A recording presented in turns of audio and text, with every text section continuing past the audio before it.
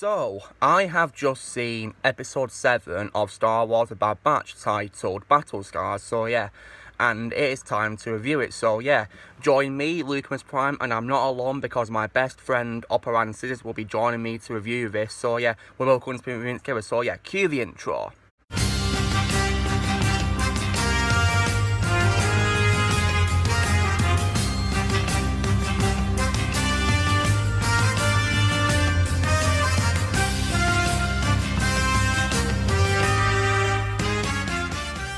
Alright guys, so as always, I'm going to set up Ranscisis, aka Alexander, share his thoughts on today's episode, as usual. So yeah, and guys, if you haven't already, please consider subscribing to his channel to give him some support. So yeah, I'll have the link to it in the description below for you to go check him out, because he does amazing content you'll never regret watching. So yeah, anyway, take it away, Oppo.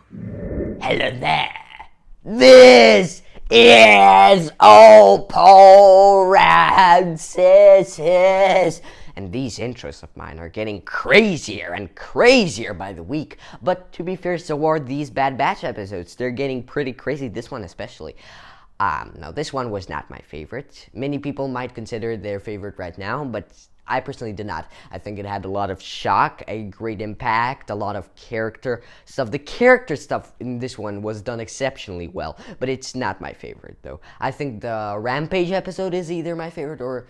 No, the last one isn't actually. No, the Rampage one I really like the most, I think. But this one was very, very decent. And as I said before, the shock of it was crazy. And let's just start from the Record Order 66 stuff, because I know many people would want to hear my opinion on that, and I think it was executed especially well. But what I was glad about it was that it wasn't a long-term effect, and that it didn't last for like the entire season, and that it didn't show that Record didn't join the Empire and collaborate with Crosshair. I like that they removed the chip just in time, and that it was enough to get us all scared. It was a shocking moment. It was a crazy, scary moment. The atmosphere was scary. It was crazy. It was barbaric. It was vicious. It was wicked. But it was not, the worst thing ever, because it got resolved before the episode even ended. So that I was glad about. But I guess other than that, yeah, but it was very well executed, and I really loved. Well, Rex was portrayed once again very well in this episode. I enjoyed Rex quite a bit. The problem is, of course, that I guess, I don't know, it didn't have that effect on me when we saw that it was him under the hood, because if it was him, which my prediction about Ahsoka was not true, so I apologize for that, because I was so certain of it. I was like, yes, it's her, but it's not her. It's been revealed, but it would have been a bigger impact if Rex wasn't mentioned earlier in the season, and this was his first appearance. But like that, we were like, yeah, well, we expected him to show up. It wasn't like the super big appearance like I thought the Ahsoka thing was going to be. But no, it was pretty decent, and I loved that Rex was very smart in this, and I wish we got a bigger Fives reference than we did, but I was glad the way it was mentioned anyway, because Fives really deserves more credit for his investigation in Season 6, The Lost Missions. But it was very well portrayed how worried Rex was about them leaving their inhibitor chips and even aiming the blaster at them. That was very well done, I think, and it was smart of him to do. And we got to see Sid again in this episode, and she was funny once again. Not as funny as last one, or before that even, but decent enough. Quite funny, I dare say. What else is there to mention now? Let me think. Well, that was the main thing. Oh, I love the fact that we saw the planet with all of the Star Destroyers being rebuilt. I believe that's the same one that Cal Kestis is on. And I believe my messages with Lucas when we talked about it, I think that's what he understood as well. But I'm not sure, but I think it's it. I'm pretty sure that that's it. And it was fantastic the way that planet was presented this episode. And seeing the guild, it reminded me of the Rebels Guild, with the Trandoshan voiced by Seth Green and the other stuff. And especially with that ending, obviously we have to be worried now, because there might be a little confrontation once again, unfortunately. Now that the guild has spotted them, and the design for the guild is great. Actually reminded me a bit of Jakku and the aliens in the episode 7 Spaceport, But what else is there to say, really? Let me think. Because these are the main things that stuck out. Oh my goodness. That dessert, the Ord Mantell dessert. I don't know what that really was. I'll have to take another look. But it looked so tasty. I wish I could try that. I think they should add that to Galaxy's Edge. I think that'd be fantastic. I think everyone wants it now, now that they've seen it. Is that it? Is that it? I think that's... Really? Is that all I have to say about the episode? Well, unfortunately, that may be it. Because it was such a shocking episode because of how Order 66 was executed. But in the long run, there isn't that much in it. Once again, let me just say one last thing, which is the characters. The characters were once again presented in a fantastic way. The relationship between Wrecker, Omega, and all of the other clones, once again, so fantastic. And I'm really liking the Bad Batch. So, yes, that is this week's crazy episode. Thank you for having me on, Lucamus. And let's... In the tradition of making these crazy intros now, with these crazy episodes, let's make a crazy exit. Subscribe to Lucamus Prime, or if you don't subscribe to Lucamus Prime, you cannot subscribe to me, okay? But if you don't subscribe to Lucamus Prime, I will inform the Empire of your location. No, I'm joking. I won't do anything. But I do truly recommend it. I think that's a good idea. So thank you for having me, Lucamus, and good day, everyone. Alright, so it's now up to me to review. So yeah, fantastic review, Oppo, and now it's my turn. So, this episode, in my opinion, was absolutely fantastic. It was really brilliant, and I really enjoyed this one. I gotta say, this show is getting better and better. It really is. So this episode called Battle Scars, it begins with a very action-paced beginning in a space battle. And it's revealed that the Bad Batch have, they've captured a little creature that Omega has named Ruby. So yeah, and it's revealed to be some of the Sid ones. So yeah, they're still working for Sid, which is pretty cool. Then when they get back to Sid's bar, however, and Sid is discussing, you know, what to do next with them, two of her patrons notice a hooded figure sat down at a table that is completely silent, and they have no idea who it is.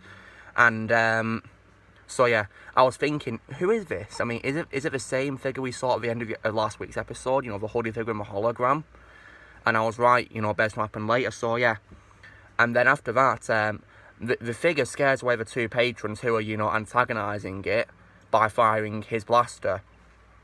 This attracts the attention of the Bad Batch and Sid, and they go up to it, and it was in this moment when I recognised who it was, and because I noticed the armour plating on his right arm, and it was none other than Captain Rex. So yeah, Rex had made it to their bar. So yeah, we finally got to see Rex back as well, which was amazing.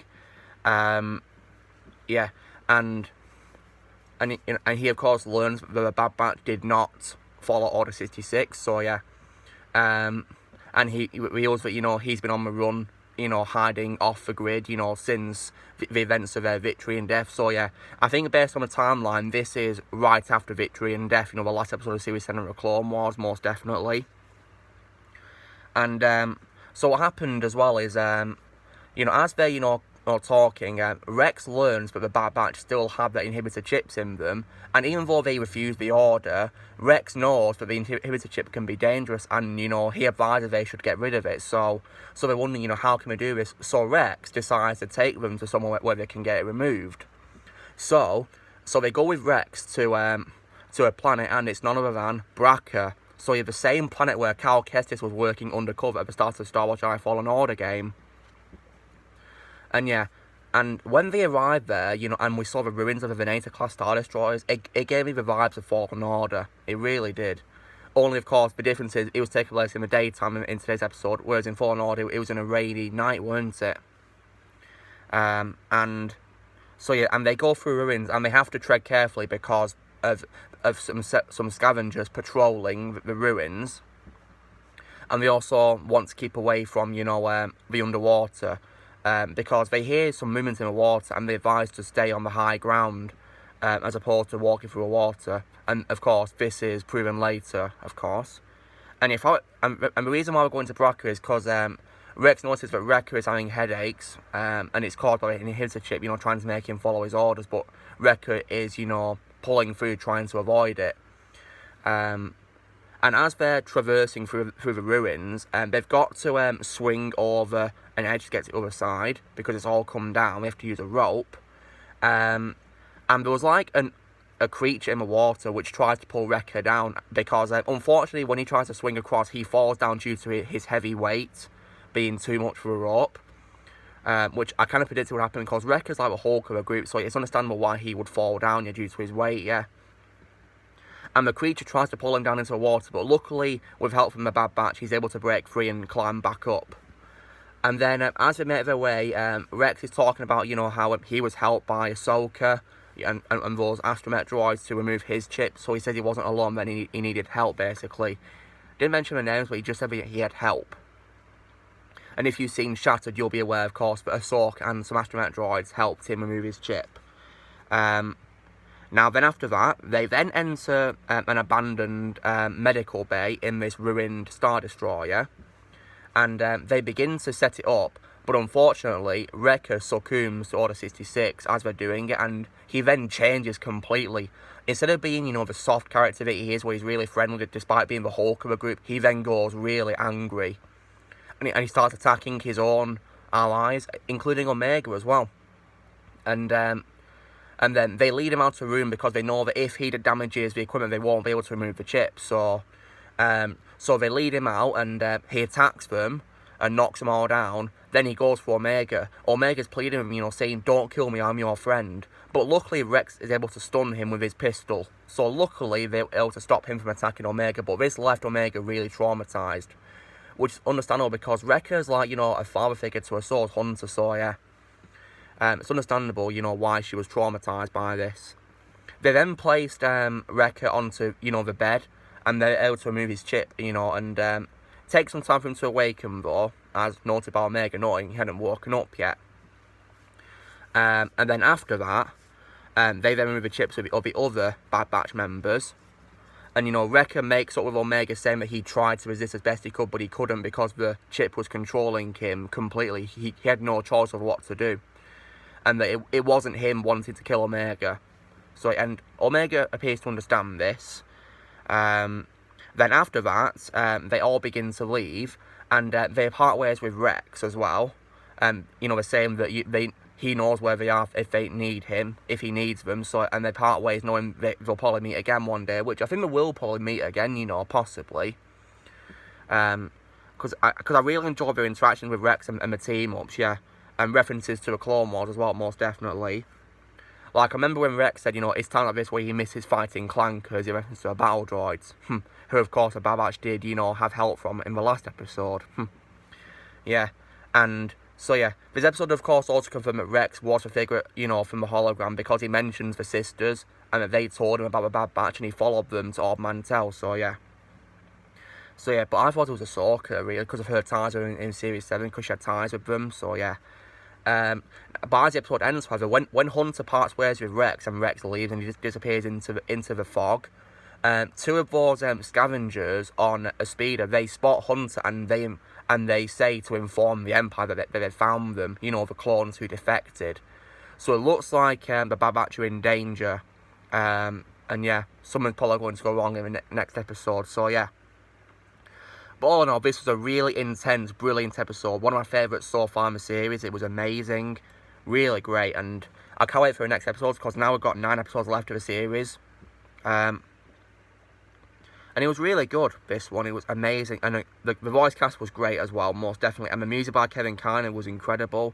And the visuals were once again spectacular, most definitely. But all in all, I love this episode. It was really great. So guys, this is me reviewing Star Wars A Bad Batch Series 1 Episode 7 titled Battle Scars. So you know the drill, guys. Be sure to give this video a like. Also, be sure to comment what you guys thought of today's episode if you saw A Bad Batch Episode 7. Also, be sure to join the team by pressing subscribe for more videos coming in the future. And please be sure to subscribe to Alexander, as I told you at the start of the video, because he deserves subscribers because he does amazing content. Also be sure to subscribe to my channel for more videos coming in the future, and may the Force be with you always.